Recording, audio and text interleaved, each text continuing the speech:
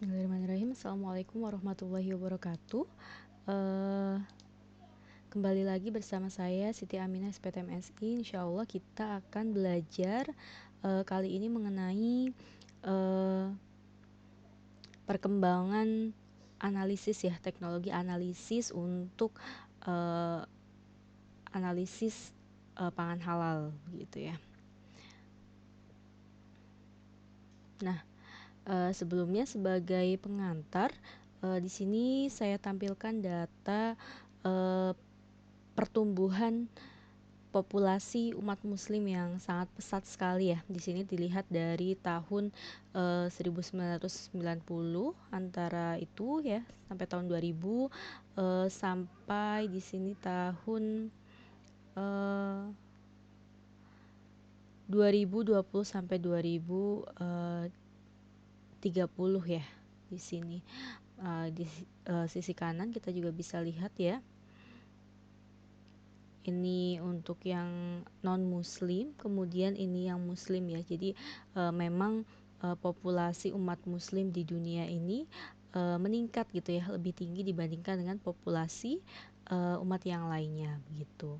Nah, dengan kondisi seperti ini, maka tentu saja untuk pangan gitu ya, pangan yang notabene memang dibutuhkan oleh semua makhluk hidup ya, termasuk oleh manusia, itu juga menyesuaikan trennya begitu, menyesuaikan dengan populasi terbanyak yaitu umat muslim, di mana kita sebagai umat muslim diperintahkan gitu ya, diperintahkan, diwajibkan oleh Allah untuk memakan makanan yang halal begitu.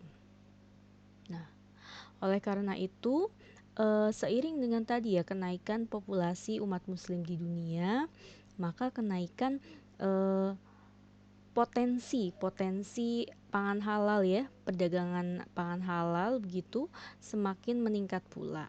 Di sini dilihat data dari tahun 2014 sampai 2025 bahwa Indonesia ya, terutama Indonesia di sini ya mengalami kenaikan eh, food market gitu ya, halal food market gitu. Jadi pangan halal itu semakin meningkat dalam perdagangan dunia, baik di dalam negeri maupun di luar negeri. Kemudian di sisi kanan kita lihat juga untuk halal food sendiri secara khusus gitu ya, proporsinya secara global pada tahun 2016 menduduki posisi 19,8%. Itu porsi yang cukup tinggi untuk semua pangan ya, semua pangan yang beredar. Di sini juga ditampilkan data perdagangan global ya, food market di sini yang menggambarkan bahwa pangan halal ya, perdagangan pangan halal ini semakin meningkat, artinya semakin tinggi gitu ya permintaan masyarakat akan pangan yang jelas kehalalannya begitu.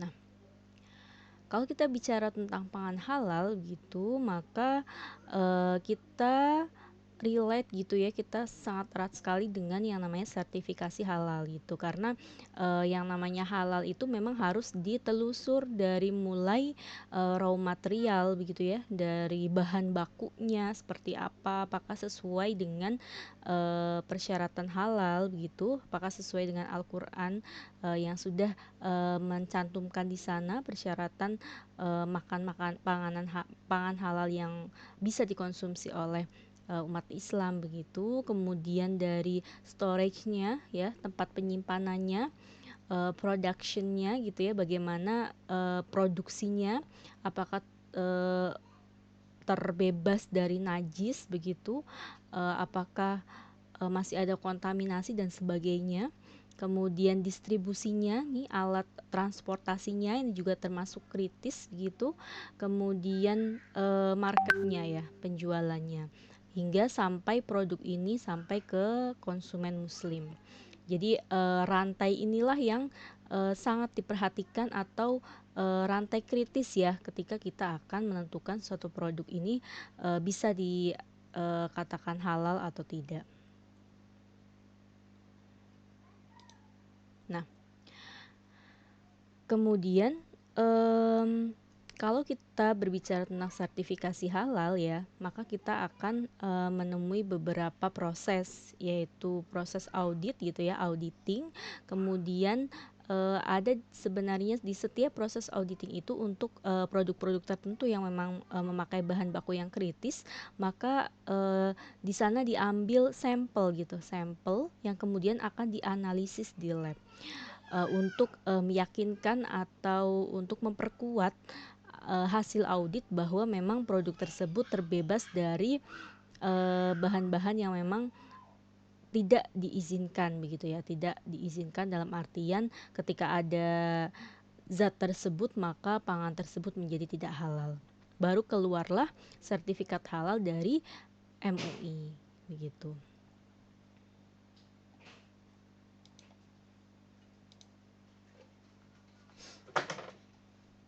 Kemudian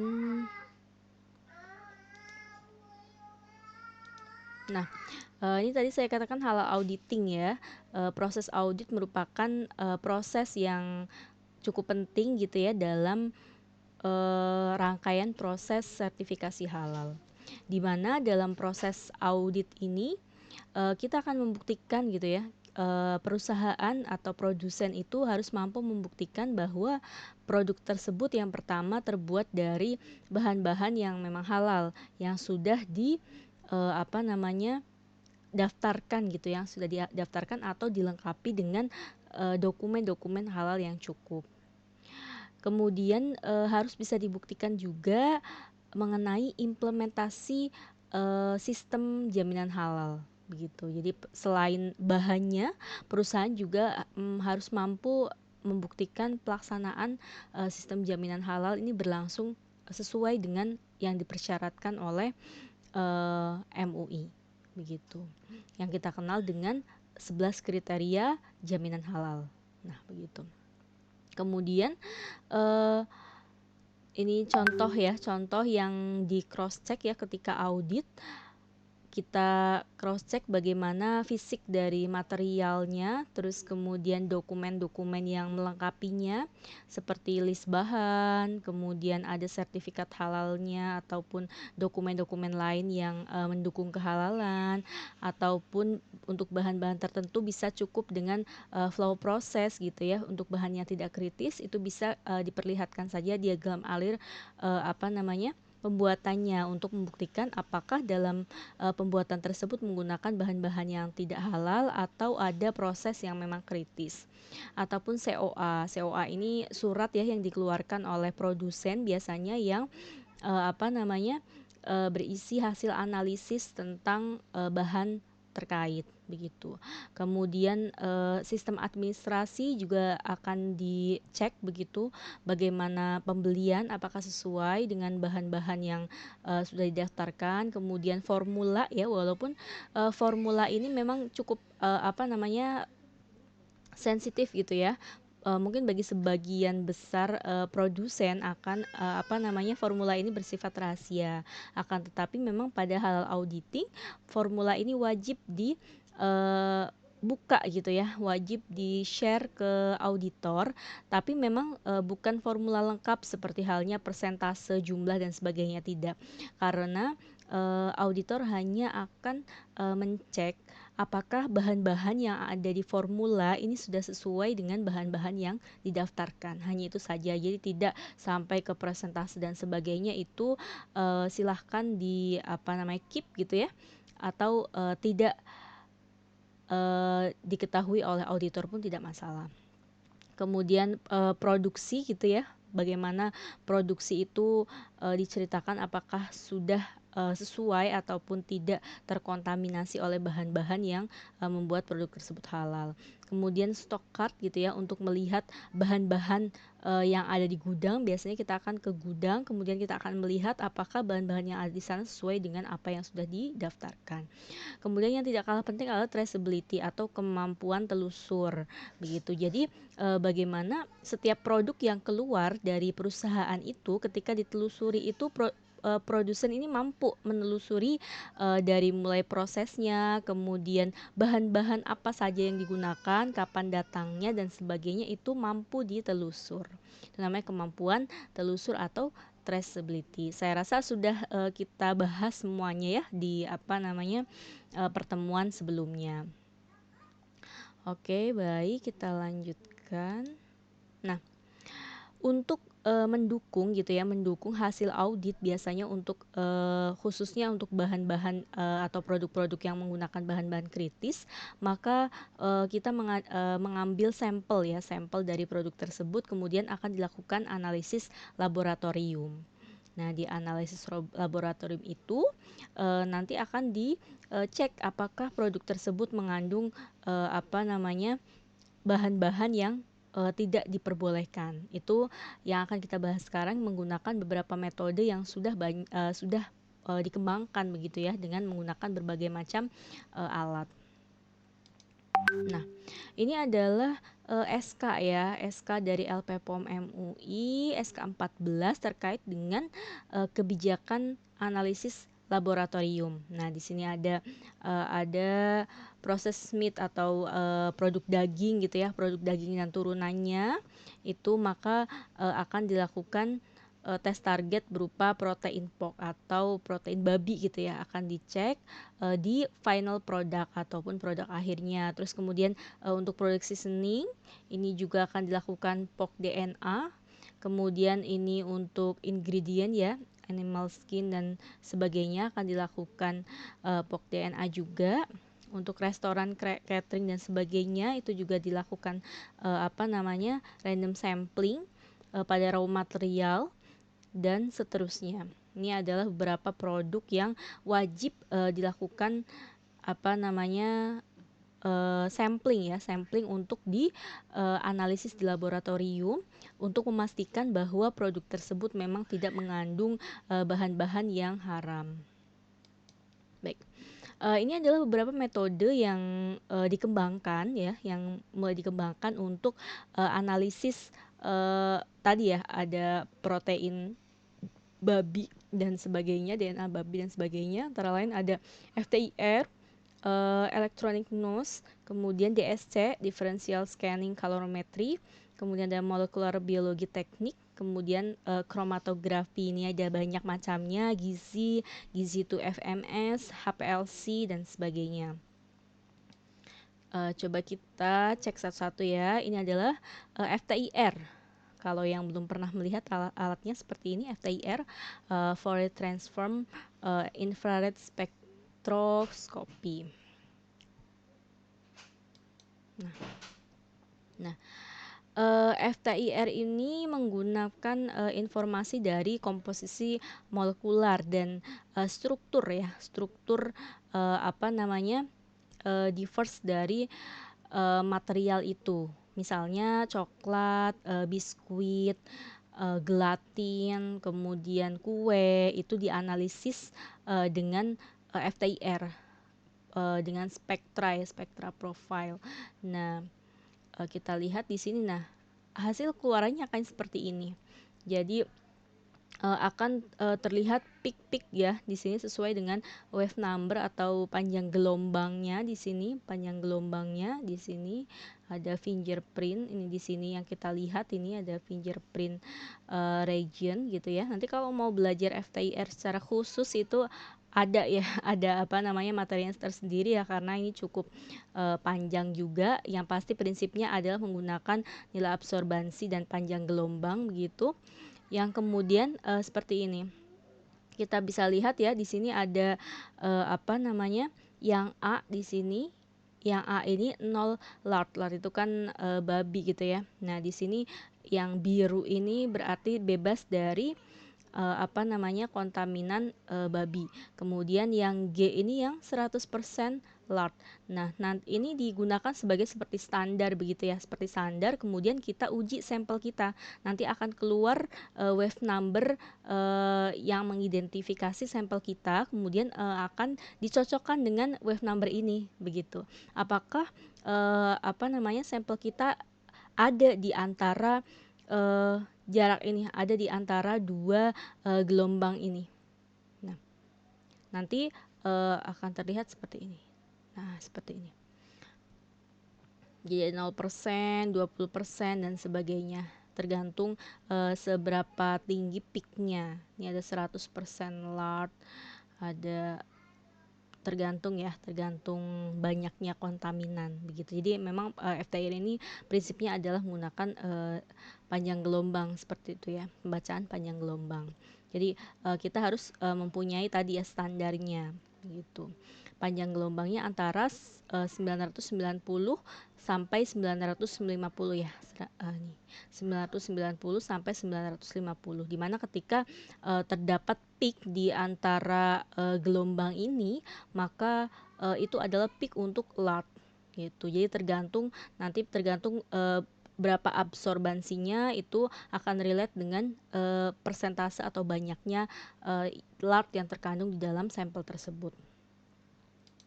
Nah, ini ya, menggunakan analisis chemometrik ya, yang dapat mendeteksi dan juga dapat menentukan level ya atau jumlah dari kontaminan lard tadi ya, babi pada sampel makanan.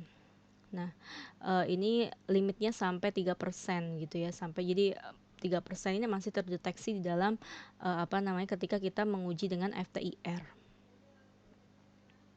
Nah,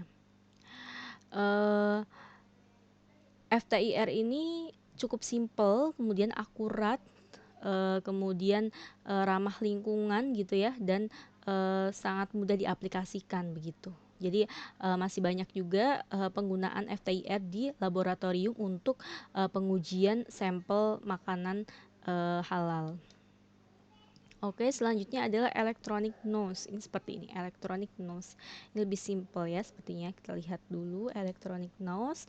Ini adalah sebuah instrumen yang menggabungkan antara array itu sinar ya, elektronik, sensor kimia, dan sistem yang sudah diintegrasikan, kemudian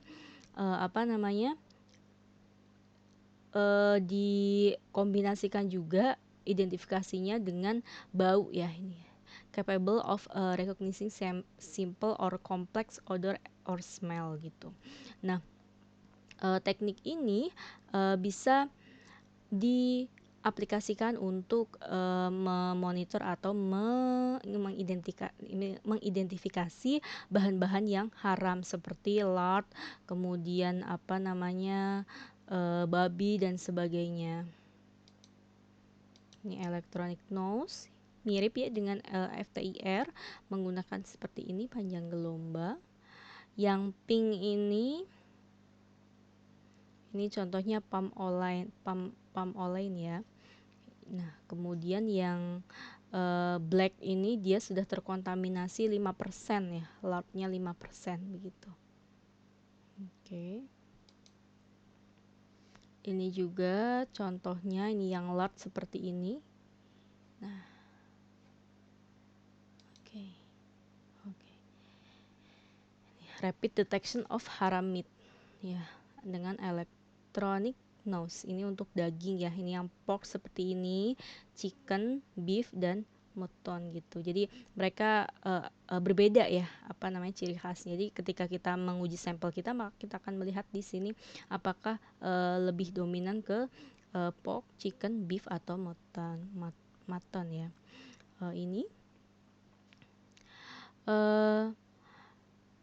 electronic nose ini menampilkan komponen-komponen aromatik ya dari odor tadi ya, smell, bau-bauan, yang kemudian akan keluar peak ataupun panjang gelombang tadi ya. Jadi yang ditangkap adalah odornya, yang diidentifikasi adalah baunya. Namanya dia electronic nose, jadi semacam hidung elektronik begitu ya. Oke. Nah, ini merupakan alternatif pilihan ya. Dia menawarkan tahapan yang mudah, kemudian cepat ya, 1 menit, kemudian hasilnya juga cukup akurat. Nah, ini Bisa juga untuk mendeteksi ini ya, fingerprint-nya, aroma, di setiap sampel sampai 1% gitu ya. Jadi cukup apa namanya, teliti begitu. Kemudian,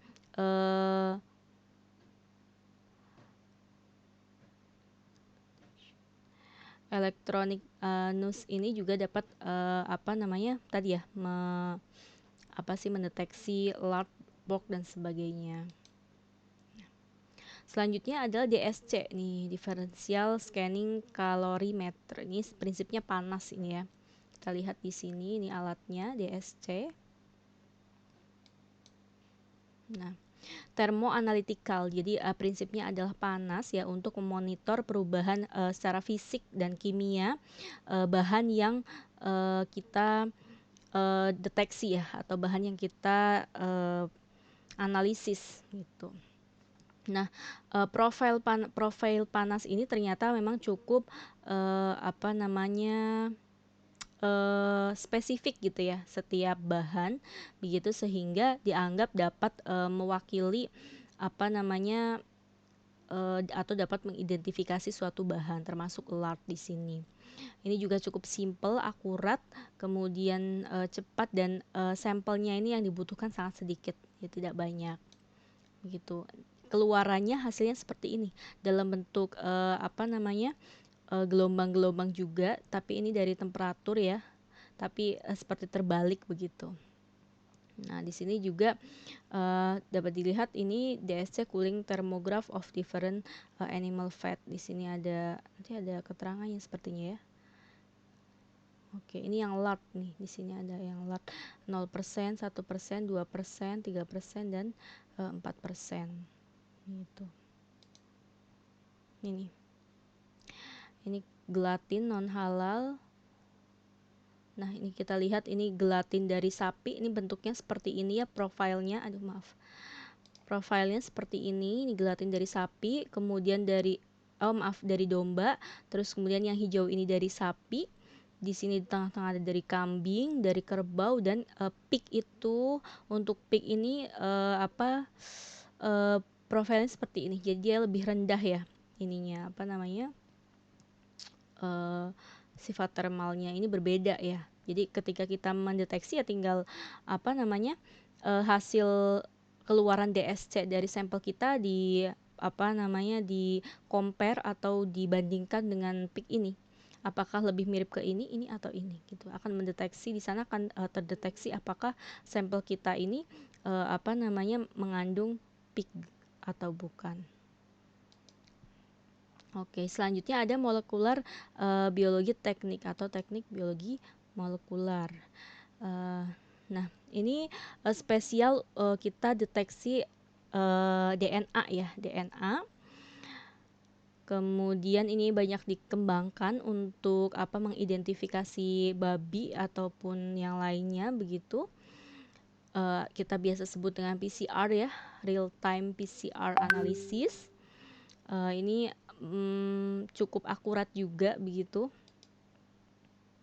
Nah, kita lihat ini keluarnya seperti ini ya, prinsipnya keluar seperti ini. Kemudian kita bisa lihat di sini hasilnya ada panjang gelombang juga sama Nah, di sini kita lihat yang POC K1 dan K2. Ini ya, di sini. Oke, kalau misalnya ada tanda di sini, berarti dia masuk atau tercemar oleh POC begitu. Ini real time PCR, keluarin seperti ini. Oke. Kemudian ada juga berdasarkan protein based teknik atau berdasarkan protein ya, protein spesifik. Nah, kita biasa sebut dengan ELISA ya. Ini digunakan untuk mendeteksi level dari antibody sampel ya, yang yang bisa digunakan karena memang ini spesifik dan simple ya. Ketika ada antibody tersebut berarti ada protein babi, berarti dia akan terdeteksi secara otomatis. Ini banyak dikembangkan juga begitu karena cukup simple juga ya ELISA ini. Kemudian hasilnya juga cukup akurat begitu. Ini Elisa nih seperti ini kit ya. Dia termasuk kit karena sangat simpel ya, dia tidak membutuhkan alat khusus begitu. Dia hanya membutuhkan reagen-reagen khusus gitu. Ini kalau ini yang tadi ya, gizi MS dan sebagainya. Ini alatnya cukup mahal begitu ya, dan tapi cukup teliti. Nah, ini beberapa jurnal ya yang terkait dengan deteksi dari babi dan sebagainya, pencemar-pencemar. Nanti kalau mau baca lebih lengkap silahkan dicari ya. Nanti saya juga kirimkan di beberapa jurnal yang bisa melengkapi penjelasan ini begitu ya. Oke, ini tadi ya pik-pik untuk animal gizi FID. Rata-rata bentuknya seperti ini ya. Jadi memang agak membingungkan, tapi prinsipnya sih sebenarnya kita punya standarnya, kemudian keluarannya ada seperti ini, terus kemudian kita tinggal mencocokkan sampel kita apakah ada pik di panjang gelombang antara sekian sampai sekian gitu. Kalau misalnya ada, cocokkan berarti sampel kita ini terdeteksi adanya cemaran babi, misalnya seperti itu. Ini FEM-ID, gizi-gizi. Ini juga masih jenis-jenis tadi ya, kromatografi. Oke, ini juga sama. Ini keluarnya seperti ini. Oke.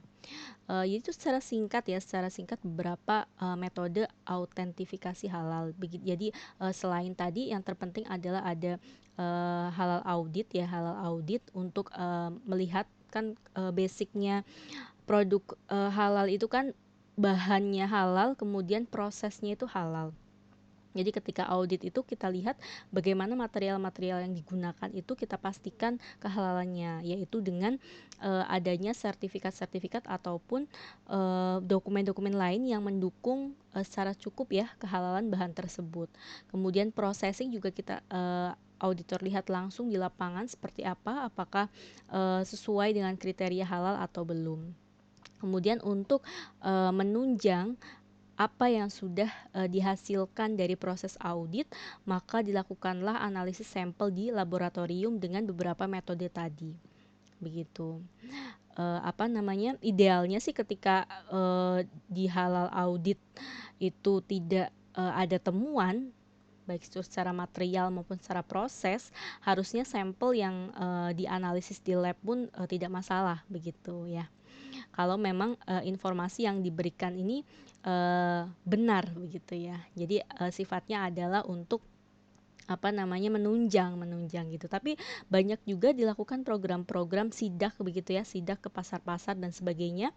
Itu kan kalau ke pasar-pasar kan kita tidak mungkin ya melihat secara detail sertifikat dan sebagainya ataupun processing yang secara detail, apalagi sistem jaminan halal begitu ya. Kita hanya biasanya pemerintah ataupun lembaga-lembaga terkait tuh hanya mengambil sampel kemudian dianalisis di laboratorium begitu, dan ketika ada temuan baru ditelusur bagaimana asal dari temuan tersebut gitu, karena banyak sekali ya kasus-kasus pemalsuan daging dan sebagainya begitu gitu. Jadi sangat berguna sekali ya metode-metode autentifikasi ini, baik untuk menunjang hasil audit maupun tadi untuk deteksi secara random sampel-sampel yang ada di sekitar kita begitu.